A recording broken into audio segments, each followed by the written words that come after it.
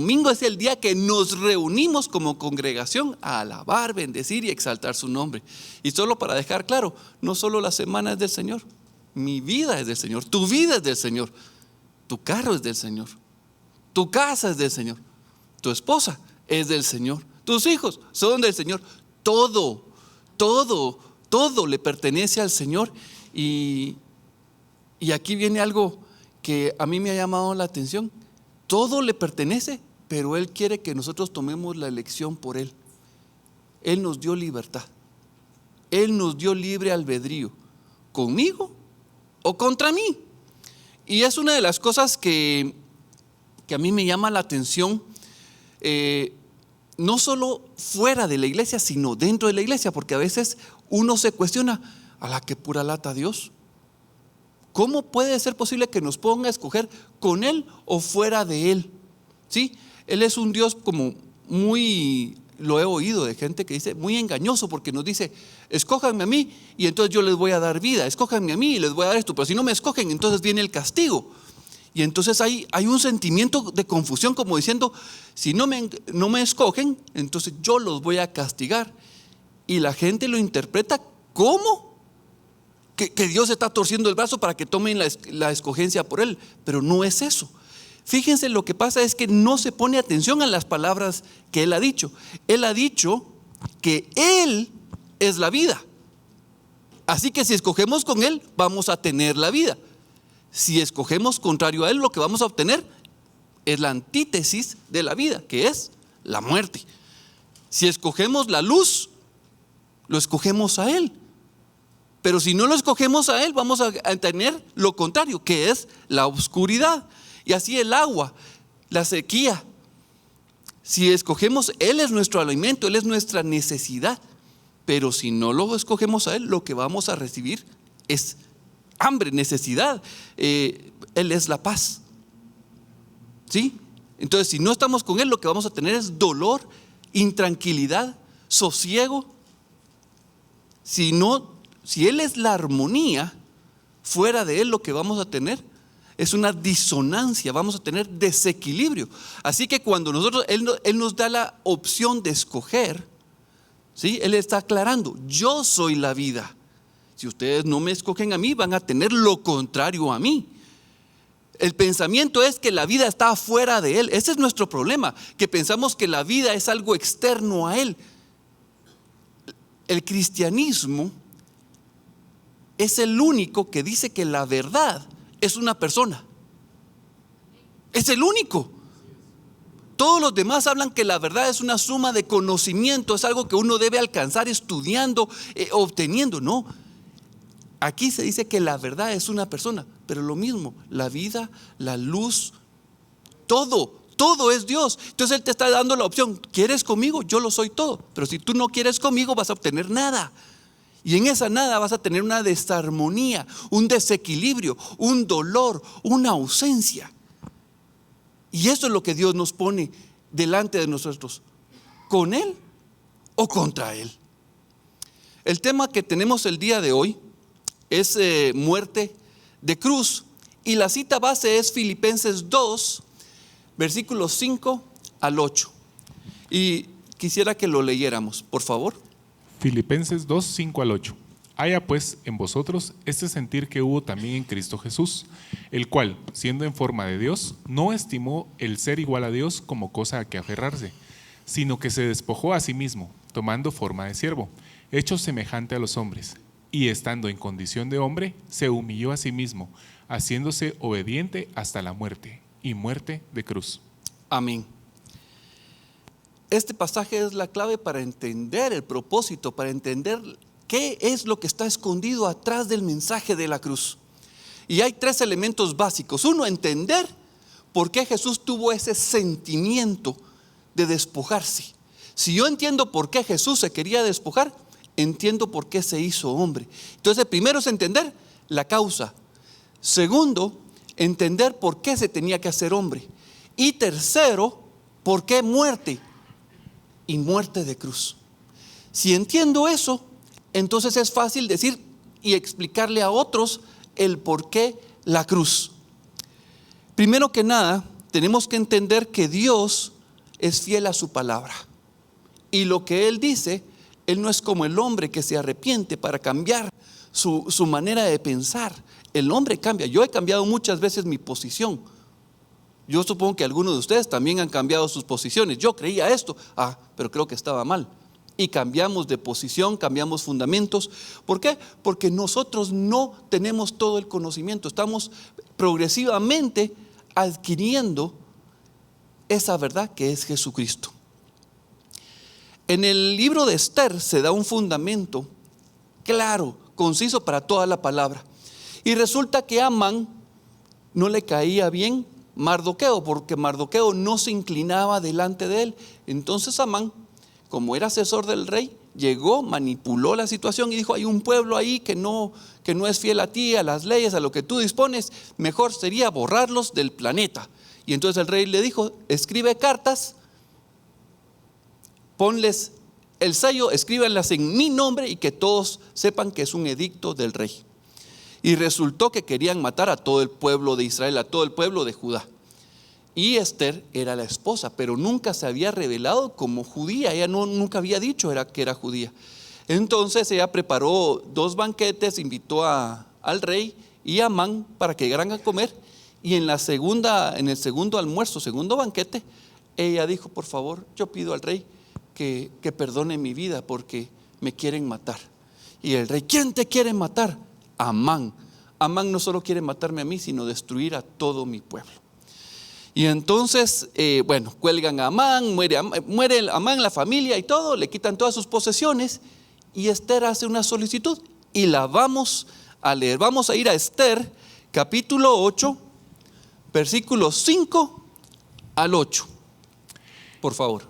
Y dijo: si place al rey y si ha hallado gracia delante de él, y si le parece acertado al rey y yo soy agradable a sus ojos, que se dé orden escrita para revocar las cartas que autorizan la trama de Amán, hijo de Amedata, Agagüeo, que escribió para destruir a los judíos que están en todas las provincias del rey.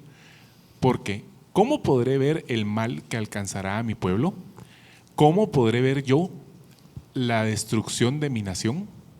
Respondió el rey Asuero a la reina Esther y a Mardoqueo, el judío: he aquí yo he dado a Esther la casa de Amán, y a él han colgado en la horca, por cuanto extendió su mano contra los judíos. Escribid pues vosotros a los judíos como bien os pareciere, en nombre del rey, y selladlo con el anillo del rey, porque un edicto que se escribe en nombre del rey y se sella con el anillo del rey no puede ser revocado. Amén. Entonces, aquí lo que estamos viendo es que Dios nos está diciendo: miren, yo soy fiel a mi palabra. Lo que yo he dicho no lo puedo revocar. No lo puedo revocar. Pero doy otro edicto para que se puedan defender. Y ese principio, entonces retrocedemos en Génesis, nos vamos a Génesis 2:17, y Dios le dice a Adán: de este árbol de la ciencia del mal no comerás, porque el día que de él comieres, ¿qué pasará? Ciertamente morirás. Entonces Dios ya puso un edicto y Él no va a dar un paso atrás a ese edicto, porque Él es fiel a su palabra. Él no cambia. Él no cambia, Él no muta. Él es fiel de eternidad hasta eternidad. Así que tenemos un edicto del rey. Y lamentablemente Satanás entró al jardín del Edén y comenzó a platicar con Eva. Qué interesante. Hace unos días, unos meses, unos hermanos platicando de esto hablaron que Satanás lo que hizo fue tener un diálogo. Pero el diálogo implica que hay 2 personas que se ponen de acuerdo y aceptan a comunicarse uno con el otro. Y Eva aceptó comunicarse, oír a la serpiente. Y la serpiente comenzó a decir: con que el Señor te ha dicho. Y comenzó a poner duda, comenzó a poner confusión. Pero no solo eso, sino puso en el corazón de Eva una desacreditación a Dios. Dios no está desacreditado, pero en el corazón de Eva ella comenzó a ver a Dios como desacreditado. ¿Por qué? Porque Dios ya no era verdadero. Dios ya no era fiel, porque ella comenzó a pensar: qué egoísta es el Señor. No me quiere compartir de ese fruto para que yo pueda ver como Él ve. Él no quiere que yo tenga el conocimiento del bien y del mal. Dios no es verdadero. Miren qué interesante. En ese momento ella todavía no había comido del fruto, pero ¿saben qué fue lo que pasó? Ella unió su voluntad a la voluntad de la serpiente, porque ya no estaba viendo como Dios ve, sino comenzó a ver como la serpiente le decía. Y ese es un problema. Comenzó a unir su voluntad. ¿Se recuerdan en la estatua de Nabucodonosor? Dice que la base es barro mezclado con hierro, ¿sí? Y luego siguen las piernas de hierro, que son pero despiadadas, que están representadas por la bestia y que desmenuza todo. Bueno, podríamos decir que el hierro es la voluntad satánica y el barro, ¿sí?, somos nosotros. Ahí está esa unión. ¿Y qué creen que lo que brota del corazón del hombre? Es una naturaleza que va contraria a la voluntad de Dios. Entonces el primer problema que encontramos es que unió su voluntad. Pero el segundo problema que encontramos allí en Génesis es que comió del fruto. Y ahora no solo tiene la naturaleza satánica, sino que tiene el juicio de Dios en su corazón. La mano de Dios está levantada, dice Isaías 26. Oh Señor, tu mano está levantada, pero ellos no ven. La mano no está pidiendo la palabra, no, es mano levantada para juicio.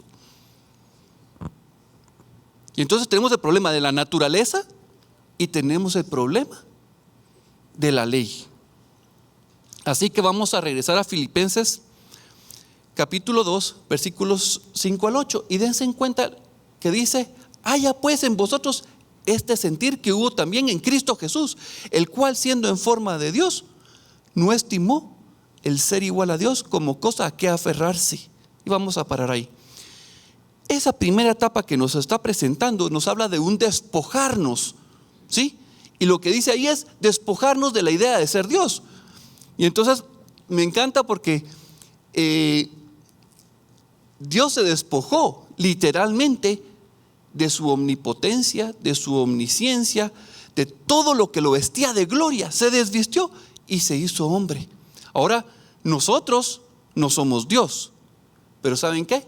Nos está diciendo que nos desvistamos de la idea de ser dioses, de querer mandar sobre otros hermanos, de querer recibir pleitesía, de querer recibir honor, de recibir alabanza. Ese deseo y ese honor de que tener a toda la gente a nuestros pies es producto de esa naturaleza que se amalgamó en nuestro corazón, ¿sí? Entonces, cuando nos habla y nos dice que tengamos ese mismo sentir, nos está hablando de un sentir superior. Porque cuando el hombre cayó en el Edén, ¿sí?, cayó en maldición, está bajo juicio, está condenado a muerte eterna. Y eso todos aquí hemos recibido clases, cursos, seminarios sobre lo que es la naturaleza caída del hombre. Estamos condenados a muerte. Pero aquí lo que está diciendo es que Dios, al ver nuestra condición miserable, pobre, desnuda, de muerte, de soledad, de depresión, Él no quedó pálido, indiferente, y no dijo: te lo dije, ahora te morís. Eso yo no lo encuentro en la palabra, como Dios sufrir las consecuencias de tu error. No, Dios viene y dice: estoy preocupado, yo voy a ver cómo resuelvo el problema. Si tú quieres conmigo, yo te ayudo, yo resuelvo. Pero si no quieres, yo ya no puedo más. El tema es siempre elección, siempre elegir. Y Dios en ese momento, miren, es precioso, porque Él tuvo misericordia. Él no tuvo, o sea, cuando Él se despoja de ser Dios, lo hizo porque en su corazón hubo misericordia por ti y hubo misericordia por mí. Él vio nuestra miseria. Y qué mejor ejemplo para que lo veamos si vamos a Lucas 10, 25, 35, que es la historia del samaritano. Por favor. Y he aquí un intérprete de la ley se levantó y dijo, para probarle, Maestro, ¿haciendo qué cosa heredaré la vida eterna? Y él le dijo, ¿qué está escrito en la ley? ¿Cómo lees? Aquel respondiendo dijo, amarás al Señor tu Dios con todo tu corazón y con toda tu alma y con todas tus fuerzas y con toda tu mente y a tu prójimo como a ti mismo. Y le dijo, bien has respondido, haz esto y vivirás. Pero él, queriendo justificarse a sí mismo, dijo a Jesús, ¿y quién es mi prójimo? Respondió Jesús y dijo, un hombre descendía de Jerusalén a Jericó y cayó en manos de ladrones, los cuales le despojaron e hiriéndole se fueron, y dejándole medio muerto, aconteció que descendió un sacerdote por aquel camino, y viéndole pasó de largo. Asimismo un levita, llegando cerca de aquel lugar, y viéndole pasó de largo. Pero un samaritano que iba de camino vino de cerca de él, y viéndole fue movido a misericordia. Y acercándose vendó sus heridas, echándoles aceite y vino, y poniéndoles en su cabalgadura. Lo llevó al mesón y cuidó de él. Otro día, al partir, sacó 2 denarios y los dio al mesonero, y le dijo, cuídamele, y todo lo que gastes de más, yo te lo pagaré cuando regrese. Amén. En esta historia vemos varios personajes. Vemos al que estudia la palabra, al intérprete de la ley, vemos al religioso, al sacerdote, vemos al levita, y vemos que en ellos hay una actitud de decir, conocemos la ley, conocemos a Dios, pero ellos representan la religión, y la religión pasa a la par del necesitado, y literalmente pasa, no es movida a misericordia. Y entonces vemos ahí que la religión no nos ayuda. Pero pasa el samaritano, y vean las características del samaritano. Se compadeció, fue movido a misericordia. Y eso es lo que Dios hizo, fue movido a misericordia. No pasó y no nos dejó tirados. Satanás dice que viene a robar, matar y a destruir. Y ese hombre fue robado, casi dejado muerto, y estaba a punto de llegar a la destrucción. La destrucción es llegar al infierno. Y Dios, viendo esa situación, no lo dejó tirado ahí. Así que lo tomó, lo cuidó, lo sanó y se preocupó para que estuviera bien. Ahí es donde vemos ese paralelismo de Jesucristo teniendo misericordia. Ese sentimiento que tuvo Jesucristo fue tener misericordia. Esa misericordia hizo que Él se despojara de ser Dios. Se despojó de ser Dios porque vio todo lo que había en nuestro corazón, esa condenación, y no quería que tuviéramos ese pago que es eterno, muerte. Así que Él, como dice en Filipenses, dice que se vistió de hombre, y ese es el segundo paso. Pero ¿por qué se tenía que vestir de hombre? ¿Por qué se tenía que hacer siervo? Se hizo hombre, pero no era igual a nosotros, porque no tenía la naturaleza de Satanás. Él era puro, santo, y tenía comunión con Dios. Por eso es llamado el segundo Adán. El primer Adán está caído, pero el segundo Adán no ha caído.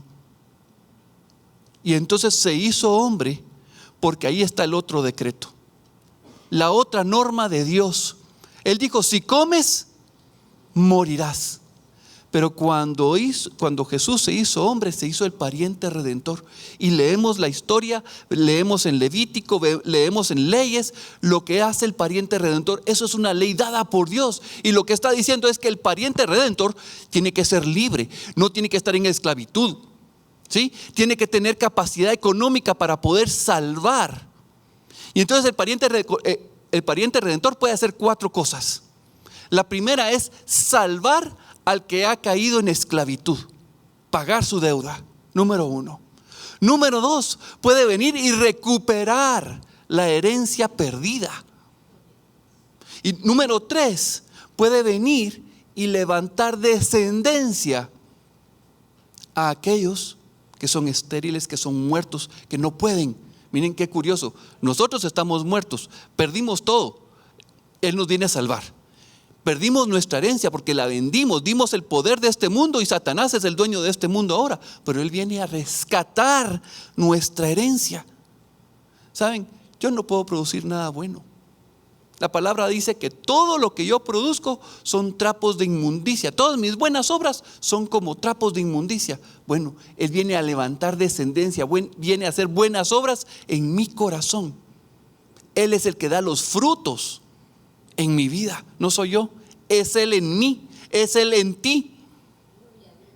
Y por último, Él es el vengador de aquel que vino a hacernos pedazos.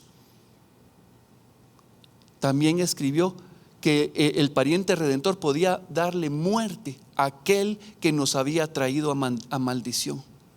Y Jesucristo es esa persona. Él viene a salvarnos, a rescatar nuestra herencia, a levantarnos descendencia y a vengarse de aquel que nos trajo la maldición. Él es nuestro pariente redentor. Así que ya comenzamos a ver dos cosas de las tres. Nos hace falta ver la muerte de cruz. Pero miren, es interesante, y para poder entender la cruz tenemos que irnos al Antiguo Testamento y tenemos que irnos a Éxodo, porque se recuerdan, antes de la encarnación de Jesucristo, antes de que Jesucristo se hiciera hombre, ¿sí? Antes nadie veía a Dios, nadie. Dios se aparecía en nube espesa, se oían los truenos, los relámpagos y nadie lo podía ver. Es más, dice que todo el pueblo tenía temor al ver esa gran nube. Pero veamos cuál fue la experiencia de Moisés en Éxodo 33, del versículo 18 al 33. Por favor. Él entonces dijo: te ruego que me muestres tu gloria. Y le respondió: yo haré pasar todo mi bien delante de tu rostro, y proclamaré el nombre de Jehová delante de ti. Y tendré misericordia del que tendré misericordia, clemente para con el que seré clemente.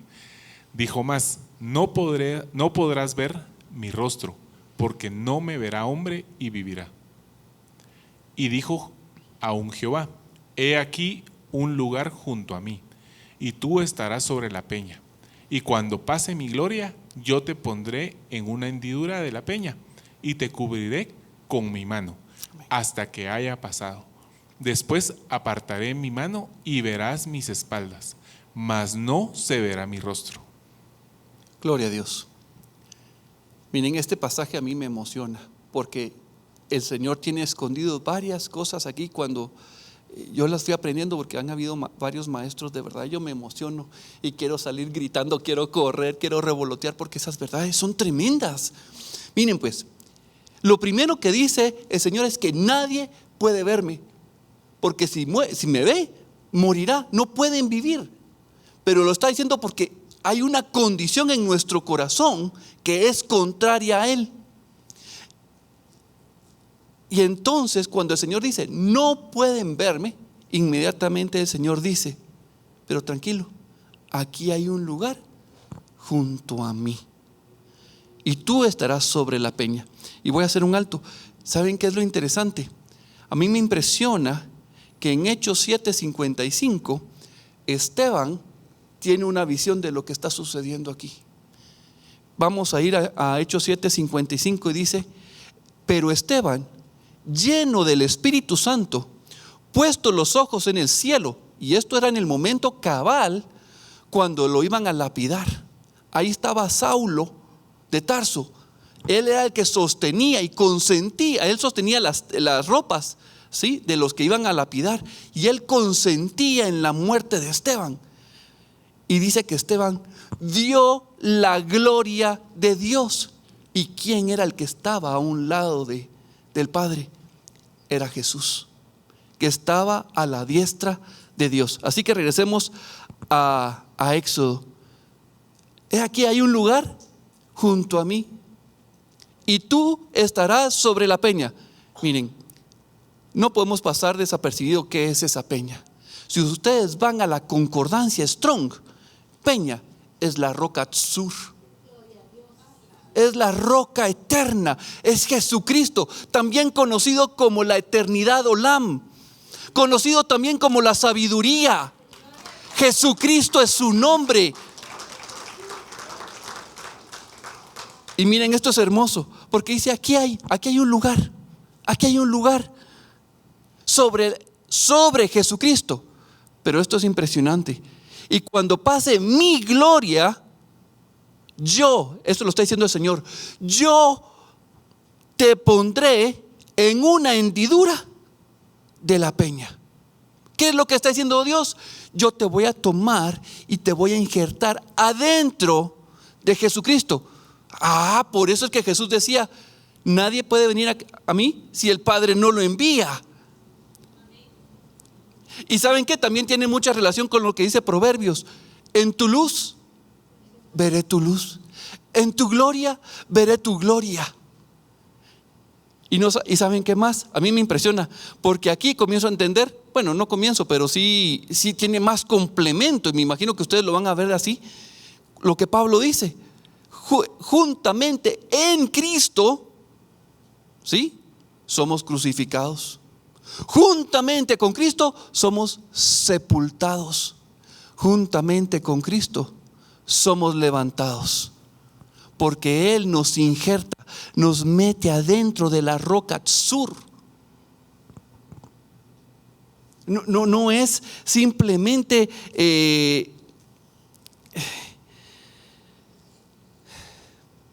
Dios nos está injertando en Él, porque no podemos verle, porque moriríamos.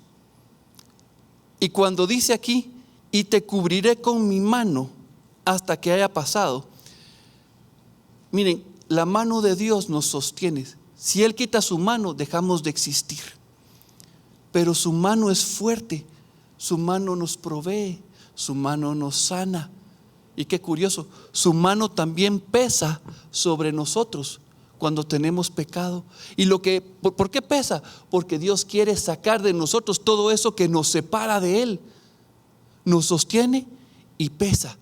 Pero ahora, dice, nos cubre, nos protege, nos guarda de su propia santidad, de la gloria de su luz. No podemos resistir ese nivel de santidad. Y Él dice, yo te amo, te voy a proteger, porque lo que hay en tu corazón es contrario a lo que hay en mi corazón. Y mi naturaleza aborrece tanto eso que lo destruye, te destruiría. Voy a poner mi mano para guardar tu vida. Y después apartaré mi mano y verás mis espaldas, mas no se verá mi rostro. Miren, lo que está diciendo el Señor es, no me pueden conocer. Por más que quieran. Miren, yo no sé si ustedes se han dado cuenta, pero en las películas, si ustedes ven el rostro de una persona y a esa persona la matan, uno siente un dolor. Mataron a fulanito, mataron a este ok. Pero vean las películas donde todos los malos tienen máscaras, o los buenos tienen máscara, y mataron a uno, mataron a otro, mataron a 100,000, mataron a un montón. Cuando no hay rostro, no se siente. Cuando hay rostro, ¿cómo duele?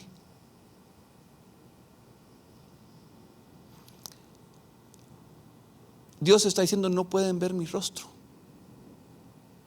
No pueden, pero voy a dar a conocer mi nombre. Y comenzamos a hablar con el Señor y Él comienza a darnos a conocer quién es el portador de su nombre. Grande en misericordia, grande en bondad, grande en justicia, que hace misericordia a millares, pero que no va a tomar por inocente al culpable. Y ahora, cuando vemos eso, tenemos que entender que cuando Jesucristo vino y se hizo hombre, Él era la revelación máxima de Dios. Vamos a leer Hebreos 1, del 1 al 3, que dice: Dios habiendo hablado muchas veces y de muchas maneras en otro tiempo a los padres por los profetas, en estos postreros días nos ha hablado por el Hijo, a quien constituyó heredero de todo y por quien asimismo hizo el universo. En el Antiguo Testamento Dios se revelaba por medio de los profetas. Y aquí es interesante porque los profetas reciben la voz, reciben la palabra de Dios y la llevan al pueblo. El sacerdote no hacía eso. El sacerdote se acercaba al pueblo, tomaba las ofrendas y las llevaba a Dios. Perdónanos, Señor, somos un pueblo pecador. Entonces vemos la función del profeta es de Dios hacia el pueblo. Y vemos la función de sacerdote del pueblo hacia Dios. Y cuando nos habla aquí, nos está diciendo que Jesucristo es el profeta, es la revelación máxima. No hay mejor expresión de Dios que en Jesucristo. Jesús es la revelación completa. ¿Por qué? Porque en Él está toda la plenitud de Dios, como lo dice Colosenses. En Él está el pleroma. No se puede, ninguno de nosotros podemos contener el pleroma de Dios. Jesús es el pleroma de Dios. Pero vean lo que dice el siguiente versículo: el cual, siendo el resplandor de su gloria y la imagen misma de su sustancia. Nos está diciendo que en Jesús estaba todo Dios, aunque no se manifestaba. Y Jesús es quien sustenta todas las cosas con la palabra de su poder, habiendo efectuado la purificación de nuestros pecados por medio de sí mismo. Se sentó a la diestra de la majestad en las alturas. Aquí está el doble ministerio de Jesucristo como profeta, porque Él fue la revelación. Y aquí vemos que Él fue quien presentó la purificación. Él es el sumo sacerdote. Entonces vemos que como profeta y como sacerdote. Pero lo interesante es que en Él estaba todo el pleroma de Dios. Y yo no leo en ninguno de los evangelios, en ninguna de las cartas, que hablaran de Jesús como un tipo alto, guapo, puchis, unos ojazos, qué pelo tan mal. No hay una descripción física de Jesucristo. Lo que encontramos en la palabra de Dios, en la descripción de Jesús físicamente como hombre, es esto. Isaías 53:2. Subirá cual renuevo delante de él y como raíz de tierra seca. Se hablaba del vástago de Isaí. Y lo que quiero traer con esta imagen es que ustedes vean, es un tronco cortado, seco. Ya no había reinado de David, ya no había un reino bonito, excelso, esplendoroso, como se cuenta en la Biblia del rey David y del rey Salomón. Era un reino olvidado. Y cuando nos habla de un vástago, de una tierra seca, eso es lo que vemos. Está saliendo algo de ahí. Ay, qué bonito, pero chiquitito. Cualquiera puede venir y romperlo. Eso es lo que nos está diciendo. Subirá cual renuevo delante de él y como raíz de tierra seca. Y vean, no hay parecer en él, ni hermosura. Le veremos, mas sin atractivo, para que le deseemos. Hoy en la mañana le decía a Carlos, miren, ¿se recuerdan de Saúl?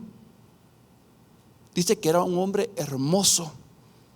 Era un hombre de verdad con características impresionantes. Aquí lo apunté, que entre los hijos de Israel no había otro mejor que él. De hombros arriba sobrepasaba a cualquiera del pueblo. Era altísimo, era hermoso, era fuerte. Se describe a Saúl como alguien hermoso, pero de Jesús no. De Jesús no hay una descripción que se diga que él era físicamente hermoso. Pero, ¿saben? Me encanta lo que dice el Salmo, porque el Salmo 45 es la experiencia de alguien que ha conocido al Rey de Reyes, al Señor de Señores. Y entonces con esa pluma escribe: rebosa mi corazón palabra buena, dirijo al Rey mi canto. Mi lengua es pluma de escribiente, muy ligero, muy ágil.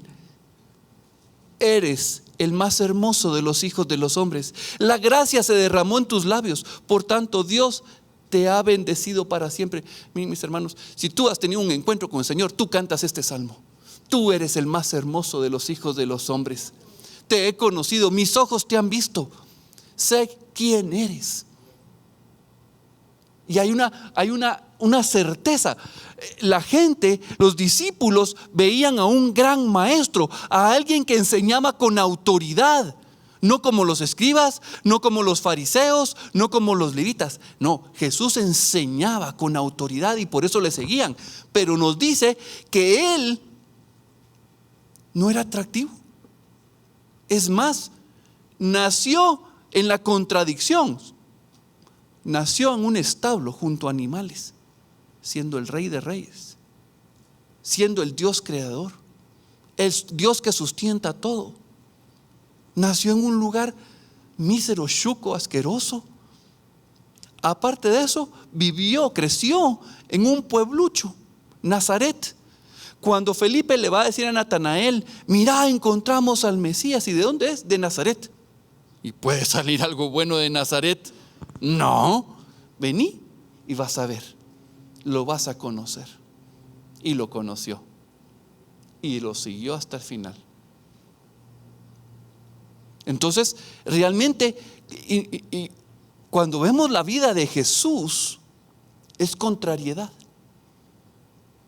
Y sobre todo cuando vemos la muerte de cruz. ¿Por qué?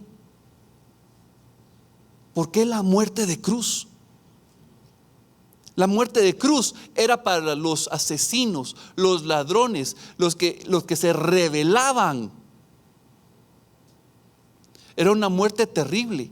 Los dejaban colgados varios días. Inclusive a la entrada de una ciudad ponían varias cruces e iban clavando a todos los delincuentes, a todos los que se rebelaban, para que la gente entrara y lo primero que viera en la ciudad fuera los que estaban siendo crucificados, y los habían dejado muertos y varios días los quitaban después, para que la gente pensara bien si pensaban robar o hacer algo allá adentro, porque eso les iba a pasar. La muerte de cruz era símbolo de degradación. El símbolo de la cruz es de contradicción. Por eso Pablo dice: para el mundo es locura la cruz. Para el mundo es una locura porque es contrario. ¿Cómo pueden decir que es victorioso si murió en lo más vil, desprestigiado, desnudo? Es toda una contrariedad. Pero Jesús nos habla y nos enseña. Los evangelios nos dicen: antes de que Jesús fuera a la cruz, Él les dijo en Juan 15: nadie tiene mayor amor que este, que uno ponga su vida por sus amigos. Y vosotros sois mis amigos y hacéis lo que yo os mando. Dios nos está diciendo sus amigos. En el Antiguo Testamento Dios dijo de Abraham: mi amigo. Dios dijo de Moisés: mi amigo. Pero después de su muerte, después de la resurrección, vean cómo se refiere Jesús de nosotros. Juan 20, 17. Jesús le dijo, esto fue a María Magdalena: no me toques, porque aún no he subido a mi Padre, mas ve a mis hermanos. ¿Cómo nos dice? Hermanos. Y diles: subo a mi Padre, que es vuestro Padre, a mi Dios, que es vuestro Dios. Vemos una diferencia antes de la cruz y después de la cruz. La cruz, mis hermanos, es el lugar, ¿sí? Cuando Dios nos metió en la roca Tzur, Jesús es el que se presenta delante de Dios. Y Él es el que recibe la muerte al presentarse y ver a Dios. El lugar donde Dios murió es el lugar donde podemos ver su rostro. Es el lugar donde podemos conocerle. Es el lugar donde dejamos de decir el Dios lejano. Cuando Jesús está hablando de que Él tuvo un sentimiento de misericordia por el prójimo. ¿Saben qué significa prójimo? Estar próximo. Uno tiene misericordia del que está próximo, cerca. Dios se hizo hombre, se hizo Dios con nosotros. Dios Emmanuel con nosotros. Porque Él quería ser Dios prójimo, Dios próximo a ti, Dios próximo a mí. No nos abandonó a nuestra suerte. Jesucristo tenía claro por qué tenía que venir y morir en la cruz. Él lo tenía clarísimo. Es más, cuando Él está con Nicodemo, que es en el capítulo 3, le dice: y como Moisés levantó la serpiente en el desierto, así es necesario que el Hijo del Hombre sea levantado. Jesús está diciendo, así como fue levantada la serpiente, es necesario que sea levantado el Hijo del Hombre. Jesús, iniciando su ministerio, lo está diciendo. Él lo tiene clarísimo. No hay refutación. Es necesario para que todo aquel que en Él crea no se pierda, mas tenga vida eterna. Y esta es la cláusula. Si tú crees en el Hijo del Hombre, si tú ves a la serpiente que está puesta en ese poste de bronce, tú serás sano, tú serás salvo. Es creer en Jesucristo. Miren, yo les conté en alguna ocasión que a mí esta imagen me generaba mucha confusión, porque el símbolo de maldición, la serpiente. Jesús no es el maldito, Jesús no es malo, Jesús nunca pecó. La serpiente es la que fue maldecida por Dios. Pero Jesús está diciendo: yo voy a tomar la maldición, yo voy a tomar la maldición. Y entonces, versículo 16, vamos a continuar. Porque de tal manera amó Dios al mundo. Miren, la cruz es el acto de amor de Dios. Es donde Dios te dice: te amo. Por eso doy mi vida por ti, para que todo aquel que en Él crea no se pierda, mas tenga vida eterna. Porque no envió Dios a su Hijo al mundo para condenar al mundo. No, Él no mandó a su Hijo para condenar. El mundo ya estaba condenado, sino para que el mundo sea salvo por Él.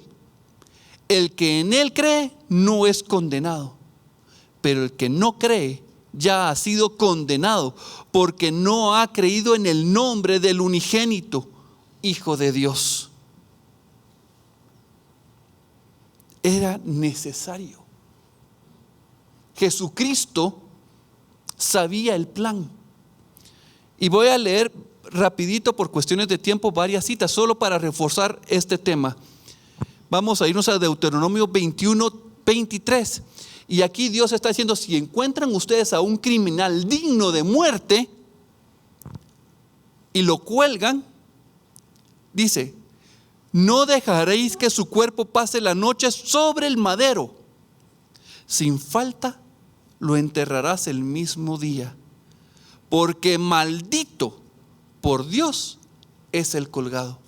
Desde Deuteronomio estaba el plan de Dios, que aquel que iba a ser colgado en un madero iba a recibir la maldición por nosotros. Era el plan de salvación. Gálatas 3:13. Cristo nos redimió de la maldición de la ley. Ahora dice: hecho por nosotros maldición. Él tomó, miren, sin Él pecar, tomó tu pecado, tomó tu vergüenza, tomó tu enfermedad, tomó tu agravio, tomó tu insulto, tu insolencia, tu blasfemia, la cargó. Eso que Él aborrece, Él lo cargó y lo tomó sobre sí para recibir la ira de Dios. Su propia ira la cargó sobre sí mismo. Porque está escrito: maldito todo el que es colgado en madero. Segunda de Corintios 5:21. Al que no conoció pecado, por nosotros lo hizo pecado, para que nosotros, para que tú, para que yo fuésemos hechos justicia de Dios en Él. Miren, en implica adentro. Nosotros no sufrimos nada, Él lo recibió todo. Pero la cláusula del edicto del rey es voltear a ver hacia la cruz y creer. Y ahí es donde nosotros somos agarrados por el Padre e injertados en Cristo. Juntamente con Él morimos, juntamente con Él somos sepultados, juntamente con Él somos resucitados, porque estamos en Él. Hebreos 9:28. Así también Cristo fue ofrecido una sola vez para llevar los pecados de muchos, y aparecerá por segunda vez, sin relación con el pecado, para salvar a los que le esperan. ¿Quién está esperando a Cristo Jesús en su corazón? Esa primera vez lo vimos sin gloria, sin ser atractivo, sin hermosura, porque ese cuerpo de carne lo ocultaba, no dejaba ver, pero cargó sobre él el pecado, y ahora va a volver a aparecer en gloria. En gloria. Primera de Pedro 2:24. Quien llevó él mismo nuestros pecados en su cuerpo sobre el madero, para que nosotros, estando muertos a los pecados, vivamos a la justicia, y por cuya herida fuisteis sanados. Él recibió el oprobio, el castigo. Primera de Pedro 3:18. Porque también Cristo padeció una sola vez por los pecados, el justo por los injustos, para llevarnos a Dios, siendo a la verdad muerto en la carne, pero vivificado en el Espíritu. Jesucristo tenía que morir en la cruz para recibir el castigo de Dios, para que fuéramos hallados tú y yo justos, para que fuéramos hallados justificados delante de Dios y poder conocerle cara a cara. En la cruz, miren, por eso es importante, es necesario que así como la serpiente fue levantada, Jesucristo sea levantado, porque cuando es levantado y volteamos a verlo, miren, nuestra mirada está puesta ahí, y el hecho de voltear a ver, Dios dijo, si una serpiente los muerde, esas serpientes ardientes, venenosas, los muerden, y ustedes voltean a ver al símbolo del que va a recibir la maldición, ustedes van a ser sanos. Ahora, si una serpiente me mordía y yo no volteo a ver, son charadas, esos son cuentos, me moría. ¿Por qué? Porque estoy rechazando. Dios había hablado. La fe viene por el oír y oír la palabra de Dios. Así que cuando volteamos a ver a Cristo, no es voltear a ver a la cruz, no me pasó nada. No, es voltear a ver a la cruz sabiendo que lo que Dios ha dicho es verdad. Volteo a ver a la cruz y creyendo, teniendo la fe. Recuerden que la fe no es mi fe, no es su fe, es la fe de Cristo, porque el autor y consumador de la fe es Él, como lo dice en Hebreos. Él es quien creó, la diseñó y la ejecutó. Su fe en mí, y viendo hacia la cruz, le conozco a Él. No hay otra forma de conocerle. Es ahí donde nosotros venimos y conocemos la grandeza de su amor, de su misericordia, de su bondad, de su justicia, de su templanza, de su benignidad. Ahí en la cruz volvemos, por eso dice: a tus pies, Señor, a los pies de la cruz de Cristo. No hay lugar más grande, no hay lugar más hermoso. Cuando llegamos ahí, miren, podemos hablar de Dios, de lo eterno, de lo fuerte, de lo magnífico, y podemos mencionar todos sus atributos, pero una cosa es mencionarlos y otra cosa es estar delante de Él, cara a cara. Conocemos más que atributos, conocemos su persona. Le conocemos en lo más profundo. Otra cita, y no quiero dejar de mencionarla, es Lucas 22, 42, 44. Esta cita también habla de la necesidad de llegar a la cruz. Dice, diciendo: Padre, si quieres, pasa de mí esta copa, pero no se haga mi voluntad, sino la tuya. Y voy a hacer un alto. Jesús está en el Getsemaní y Él está bajo una situación difícil. Muchos interpretan este pasaje como la parte humana de Jesús, porque Él tenía miedo. Señor, por favor, yo no quiero ir a la cruz. Esa es la interpretación de algunos. Pero yo no comparto esa visión, esa explicación, porque Jesús nunca había pecado. Y el hombre con pecado tiene miedo, tiene temor. Pero el hombre que vive en la justicia de Dios no tiene miedo, porque el amor echa fuera todo temor. Jesús no tenía miedo. Y una de las reglas de la hermenéutica es que no agarremos solo un versículo, sino tenemos que leer el contexto, todo el capítulo, todo el libro. Y aquí entendemos que Lucas es un gran médico y él pone estos detalles y dice: y se le apareció un ángel del cielo para fortalecerle. ¿Por qué? Porque estaba en agonía. Estaba en agonía y oraba más intensamente, y era su sudor como grandes gotas de sangre que caían hasta la muerte. Ese versículo 44 despeja y aclara lo que está sucediendo en el 42 y 43. Agonía, según la Real Academia Española, significa angustia y congoja del moribundo, estado que precede la muerte. O sea, Jesús estaba muriendo ahí. ¿Y saben qué más? Grandes gotas de sangre. Eso se conoce como hematohidrosis. Y entonces en internet, no puse las fotos porque no eran muy bonitas, pero vi gente que estaba sudando. Y la gente que estaba sudando sangre era porque estaba bajo un gran estrés, bajo una gran presión. Pero no se estaban muriendo. Simplemente estaban bajo un gran estrés pero las gotas eran chiquititas, solo se miraba como un sudor leve. Pero aquí dice que eran grandes gotas de sangre las que caían de Jesús. Y por eso él oraba: Señor, yo sé que tengo que llegar a la cruz, ahí es el plan. Ese es el plan. Yo quiero agradarte, yo quiero cumplir tu plan eterno. Tu plan es que yo llegara, Señor, a tomar y morir en la cruz para dar salvación. Pero si tu voluntad es que yo muera aquí, que se haga tu voluntad y no la mía. Eso es lo que yo veo en ese pasaje. Yo no veo miedo en Jesús. Al contrario, veo gozo y alegría en Él, en hacer la voluntad del Padre. En Hebreos 5:7 dice: y Cristo, en los días de su carne, ofreciendo ruegos y súplicas con gran clamor y lágrimas al que le podía librar de la muerte, fue oída a causa de su temor reverente.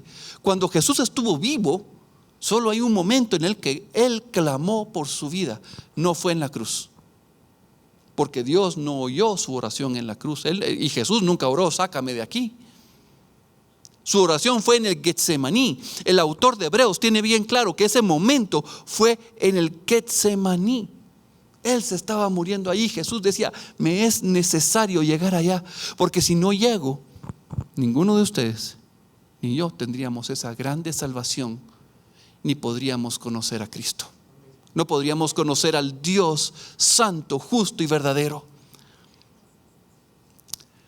Y algo para complementar: hay una Biblia que es la Peshitta Oriental, que fue traducida del arameo al inglés. Si ustedes leen en español, la de español fue traducida del inglés al español. La de inglés fue traducida directamente del arameo al inglés. Es un trabajo hecho por el doctor George Lamsa, y él en Mateo 26:47, cuando ustedes van y leen, la puse en inglés porque quiero hacer la traducción, pero si ustedes van, ¿por qué no abren sus Biblias y van a Mateo 26:46? Y dice que en la 9ª hora Jesús gritó o clamó a gran voz y dijo: Elí, Elí, lama sabactami, que significa, ¿qué es lo que dicen sus Biblias? Vamos a ver, alguna Biblia rápida del viejo oeste, ahí que desenfunde y abra rápida la Biblia. ¿Qué dice? Mateo 26, 47. 46, perdón, 27, 46. Dios mío, gloria a Dios. Dios mío, ¿por qué me has desamparado? Pero el doctor Lamsa, leyendo del arameo, lo traduce en inglés así: mi Dios, para esto fui guardado. Y ahí es donde yo digo, tiene mucho más sentido esta traducción que la que tenemos en español. Dios, fui guardado en el Getsemaní para poder llegar aquí a la cruz. Y también lo dice en Marcos 15, 34. Dice, mi Dios, para esto fui salvado. La muerte de cruz es una contradicción, es una locura para el mundo. Metanoia significa conversión. Cuando nosotros, la verdad es que nosotros estamos en contra de la cruz, pero Dios nos invita a que volteemos y que lo veamos con fe, porque ahí está la salvación. Que lo volteemos a ver. Esa invitación está todo el tiempo para todas las personas. Vuelvan su mirada y vean a la cruz. Vean a Jesucristo, que murió, que fue sepultado y resucitó. Pero si yo niego, lo contrario a conversión es adversión, es dar la espalda. Entonces los ateos, las personas que no quieren con Dios, a ver, que se muestre Dios pues, que se nos revele Dios. No pueden, porque la condición es voltear a ver y creer en la cruz, creer en Jesucristo. Esa es la condición. Así que, mis hermanos, la cruz, la muerte de cruz es para que nosotros pudiéramos conocerle a Él. La muerte de cruz fue el lugar donde Dios murió para que nosotros pudiéramos vivir. Nadie le quitó la vida a nuestro Señor. Él la dio. Él la dio porque te ama. Te ama. Te ama. Pero si no quieres, no te va a considerar como inocente. Tu única forma de ser inocente es viendo hacia la cruz, confesando tu pecado, reconociendo el camino, la verdad y la vida. Vamos a orar. Invito a los hermanos de la alabanza.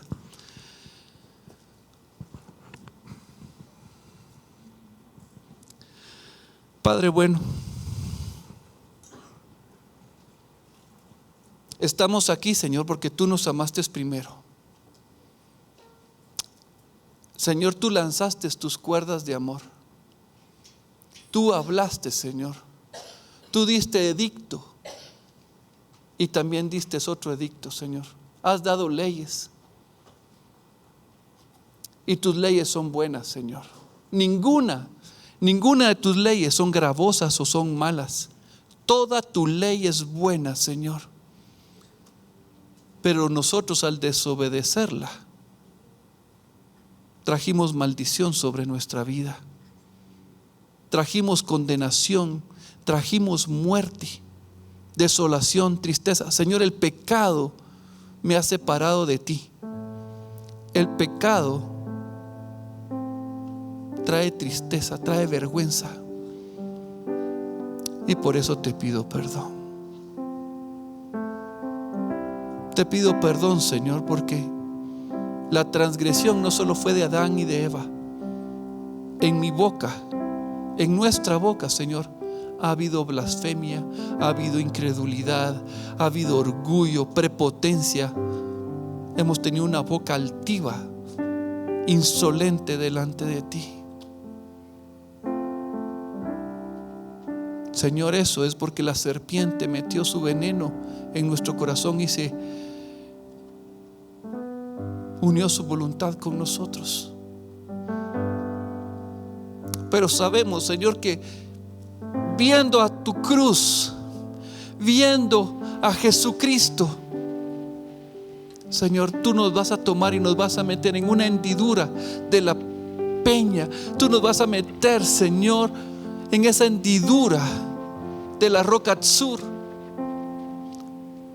para que lo oprobio y la vergüenza no nos alcance, para que la muerte no nos pueda tocar. Viendo tu cruz, Señor, ahí es donde te podemos ver, donde tú, Señor, tomas rostro para nosotros y eres más real, eres más vivo.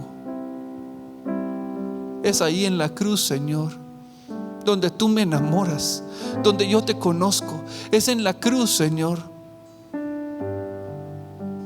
donde se ocurre ese intercambio divino, esa transacción, donde tú, Señor, tomas mi pecado, mi transgresión, mi culpa, y tú me vistes de justicia, donde tú me das tu amor, donde tú me das tu misericordia. Señor, si se desvía mi mirada, ayúdame nuevamente a verte a ti, Señor, ver hacia la cruz y no olvidar nunca, Señor, lo que tú hiciste, Señor, lo que tú hiciste en esa cruz por cada uno de nosotros.